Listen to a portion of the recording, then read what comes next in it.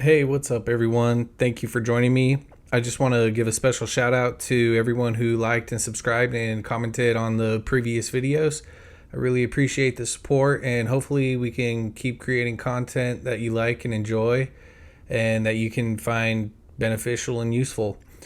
So, today's episode is going to be about the MBTI personality test and why I think families should take it together as a family, talk about their results, and learn a little bit more about each other.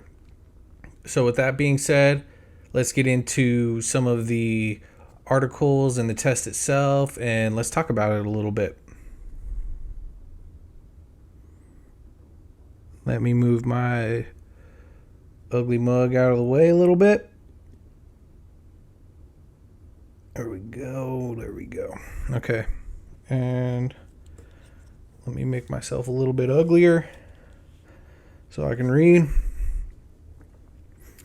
And let's take a look at this. So this is a website called 16personalities.com. And it's a place where you can take the MBTI type test, find out your MBTI type, and learn a little bit more about it. First of all, though, let's talk about what the test is a little bit, or what personality types are in general. So, personality types are kind of a theory that a lot of our traits that make us who we are as an individual, our personality traits, can basically be boiled down to 16 different categories in which you would have a combination of four. So we'll look at that in a little bit.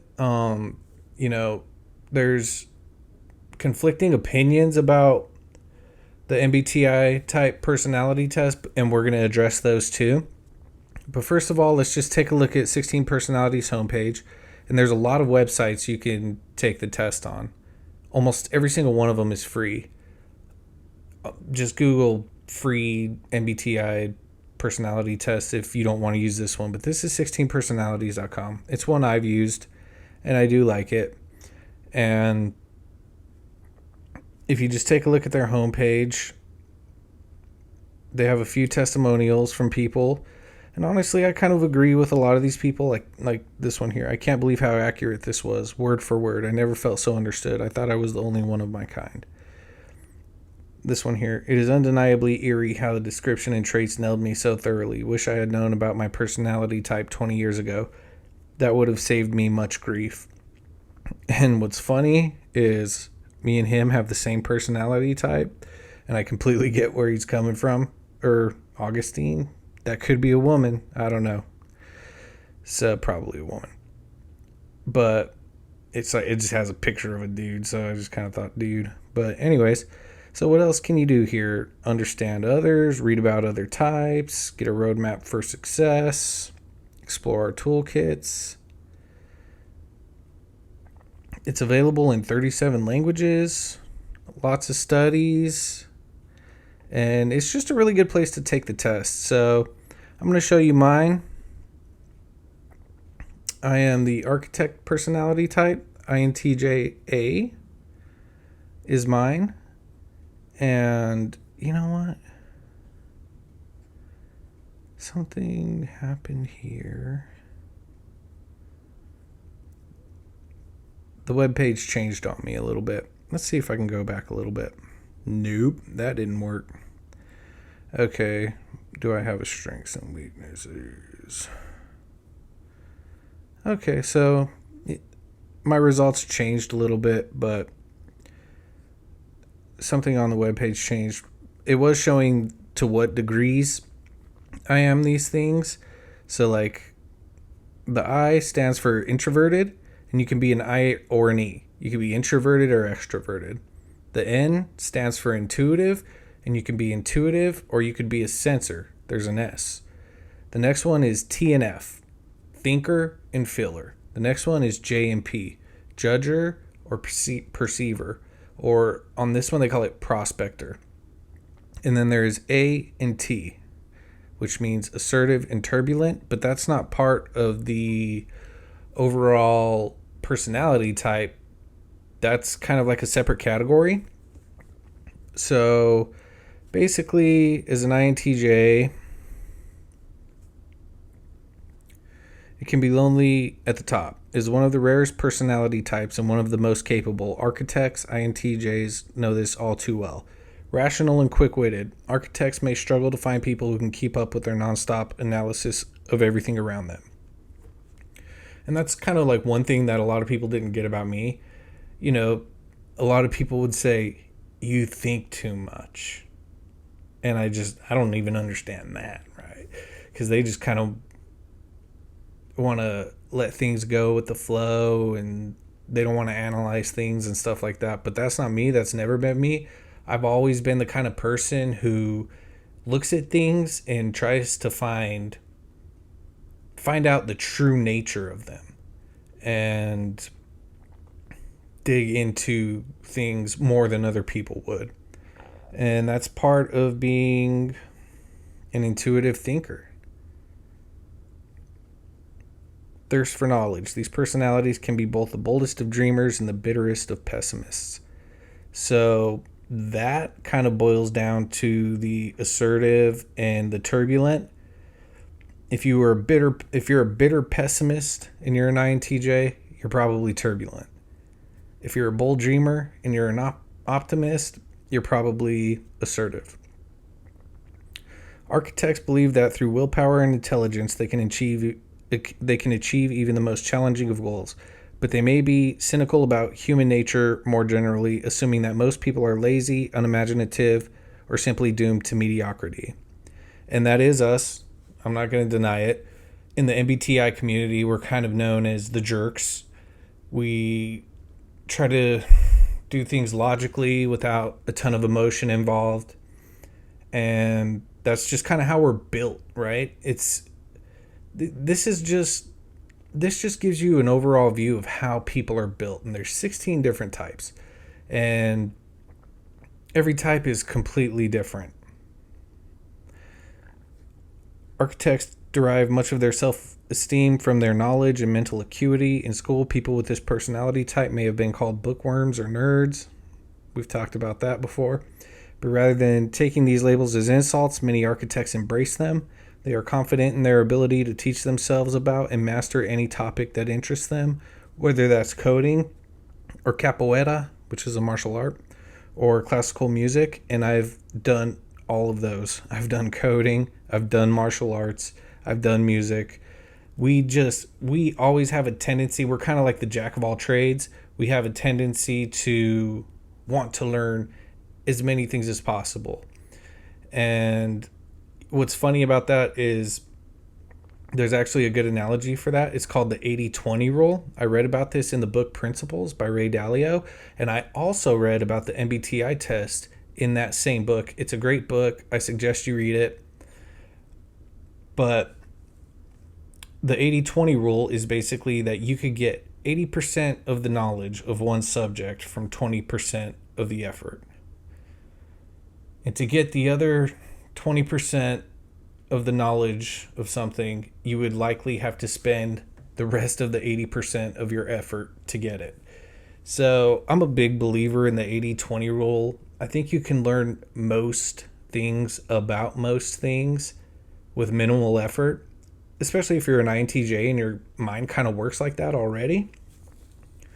But with that being said, this is another thing that kind of makes it fun, especially for kids.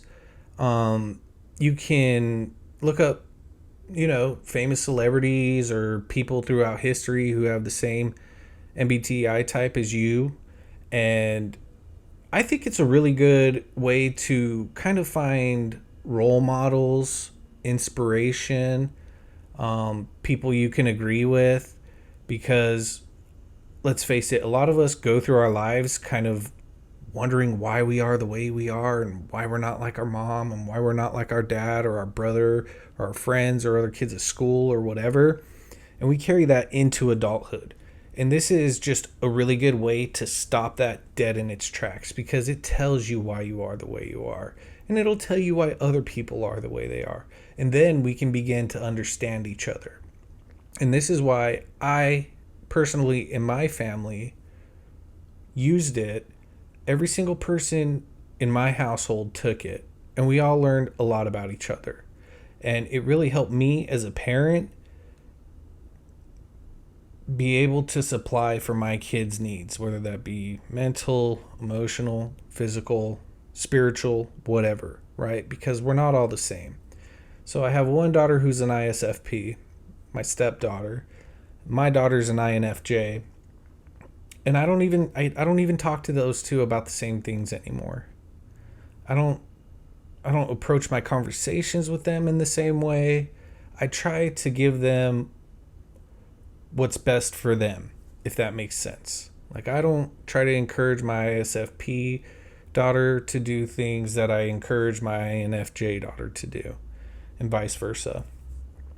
And it also helped me to become more supportive, right? Because as an INTJ, we're extremely logical and we rely on logic, and we're not the best shoulder to cry on, if that makes sense.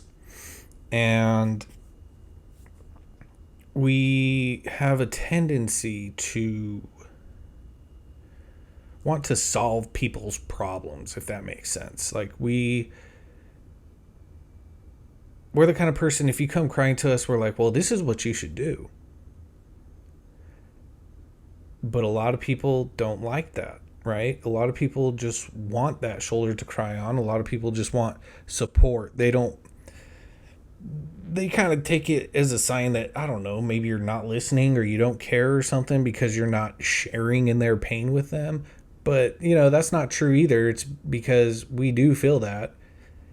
And that's why we want to fix it. Okay. But with that being said, I've learned that I kind of just have to listen a little bit more, hold my opinion a little bit, and just kind of be more supportive emotionally to the people in my life who are feelers, right? Whether I disagree or agree with the way they carry themselves, the way their personality is unimportant, because that's who they are. It's who they are for now. And you got to kind of make compromises in relationships in order to have good relationships. And that's just, I'm willing to make a lot of compromises to have a good relationship with my family. So anyways, let's look at some famous INTJs. Lenin, right? Eisenhower, Thomas Jefferson. So personality types don't really decide whether you're good or evil. They just give you information about how you process things that are happening in your environment and the world around you, and how you approach them, right?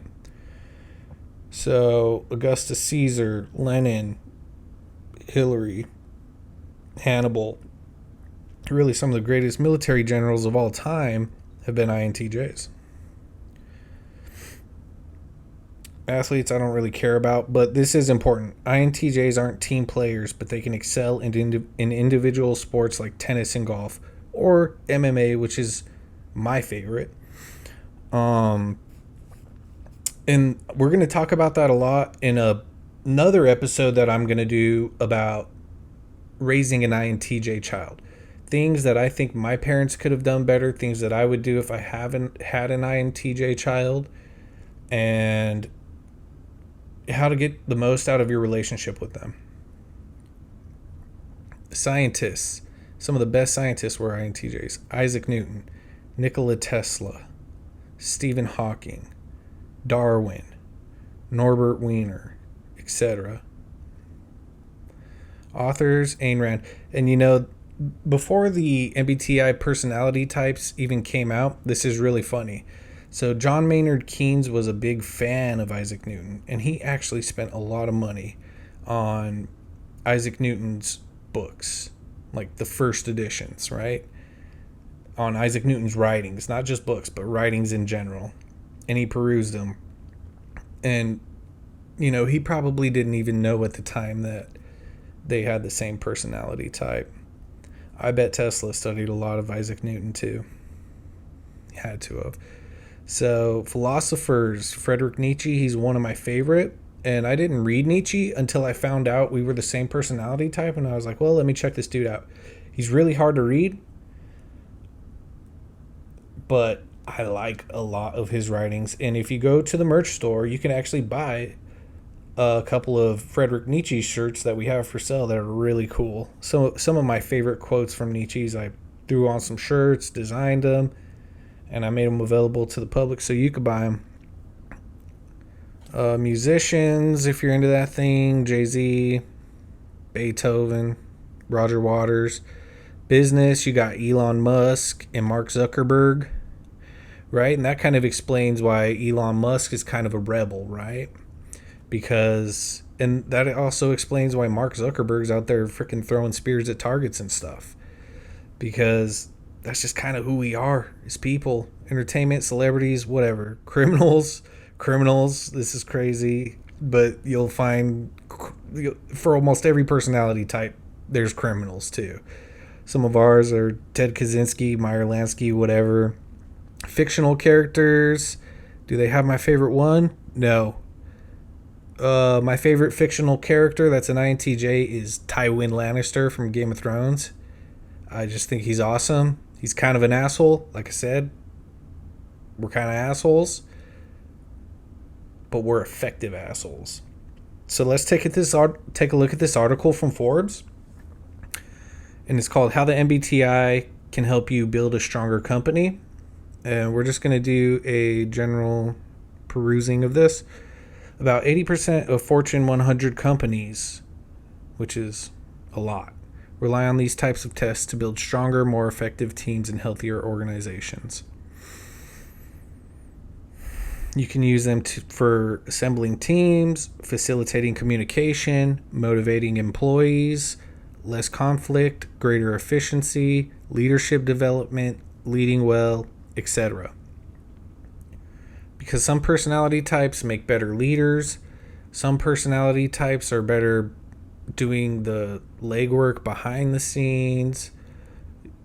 Some personality types make better spokespeople for companies. Some personality types make better data analysts than other personality types. And, those are the kind of things that are important to determine in a business. So I can see why they use them.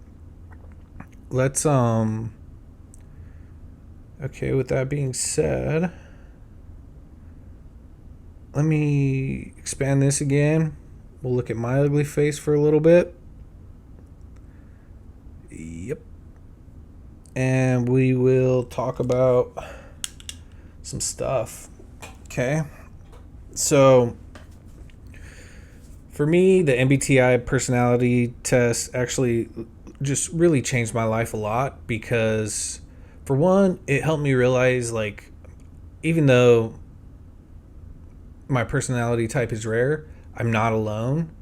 And it actually makes more sense why I had a hard time fitting in family circles, in work circles, in school circles and stuff like that. Because you almost kind of go around thinking you're a defect when your friends stab you in the back or your family doesn't want to talk to you, certain family members or whatever, because let's face it, we live in a society that kind of wants everyone to be extroverts. It kind of wants everyone to be sensors. It kind of wants everyone to be feelers, right? That's why the media is really good at manipulating certain people, because certain people, they don't have the ability to reason, right? They only have the ability to feel. They don't really think.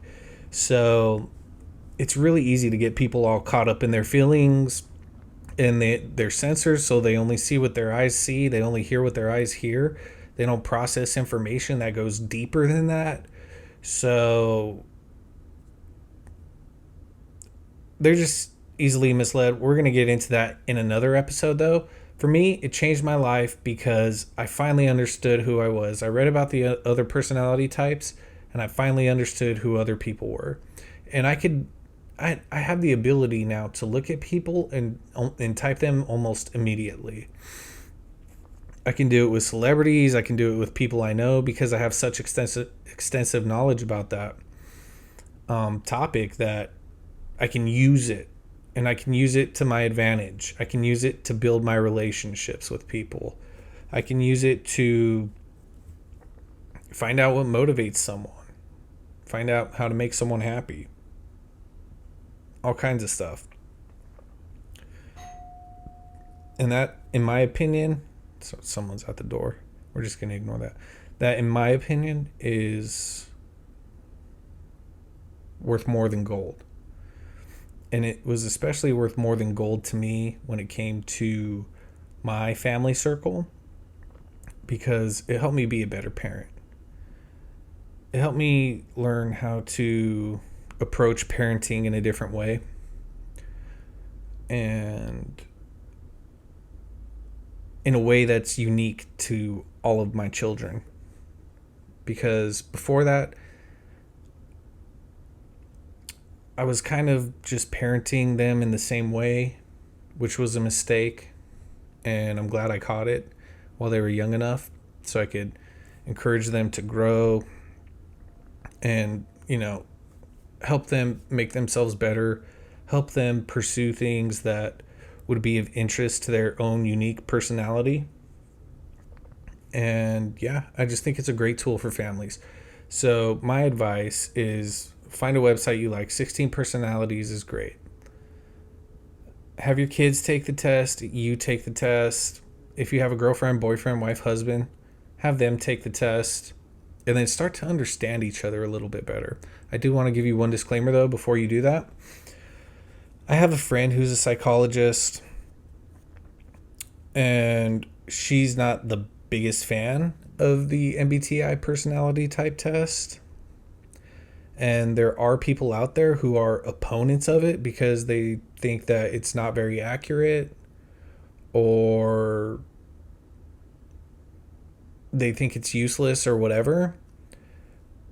But my friend who's a psychologist, the reason why she opposes it isn't because it's inaccurate. She said to me it's because personalities fluctuate and personalities change. And that is true, because I can remember times where I felt more like an extrovert than an introvert. I can remember times in my life where I felt like more of a feeler than a thinker. And I can actually kind of almost look back in time and see what events kind of caused me to change my behavior and to become what I am today, an INTJA. And so I do agree with her that personalities do change, but I do think that when you take the test, it's accurate for whatever your personality is now. And it takes a long time to change your personality. It doesn't just happen overnight. If you think it happens overnight, go show me an introvert that completely changes into an extrovert tomorrow, right? It's not going to happen.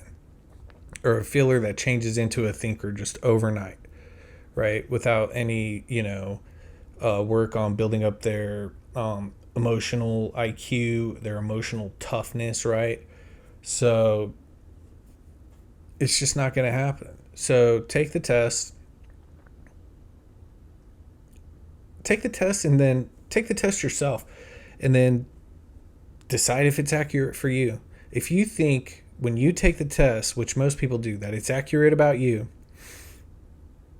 there's no harm in suggesting it to someone else. I think you're going to be blown away when you find out how much this personality test actually knows about you, and how you can use that information about yourself and others to have a better life and have better relationships. So with that being said, I'm going to be doing a lot of videos on MBTI. This is just the first one. It's kind of like an introduction, and really it's kind of more focused on the family aspect of it. But I'm going to be doing MBTI types about family, society, politics, etc. There's going to be a lot of them. So just stay tuned for those. This is just the one I wanted to get out today. So I'm going to put some links in the description. I haven't been putting a link to my Gab account. I have a Gab account, and you can follow me on Gab. I also have a channel on Rumble. I have a merch store, and I'm going to put links to all of those things. So you can find me there, and so we can talk, we can communicate. You can check out the cool shirts. Get one for yourself, get one for your family.